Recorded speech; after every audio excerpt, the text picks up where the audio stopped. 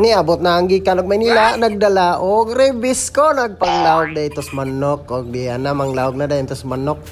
Kay dala matag biscuit gikan sa Manila ani pinababtik dayon taglawog anis mga manok kay daghan naman tag manok nga re. O ang nagkasikaw-sikaw yatong mga manok kay dala gitagtaro nga rebisco eh. Oy rebisco.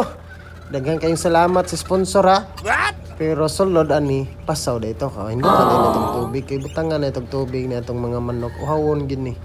Ano po pina-transition na ato balhin hugasan dayon na natog maayo nang atong butanganan sa tubig para daghan kayong ganahan.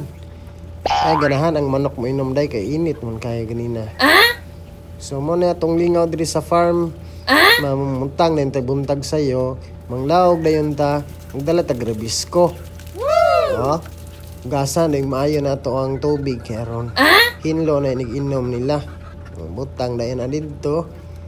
Ito na yung butang dito. Okay. Sulod na yun to. Transition na dayon ang pagsulod na. Matik na dayon na. Butang na yun na itong nagtubig itong mga manok nga Rhode Island. Daghan kay tag manok dra. Kung sa ganahan dra, PM lang mo.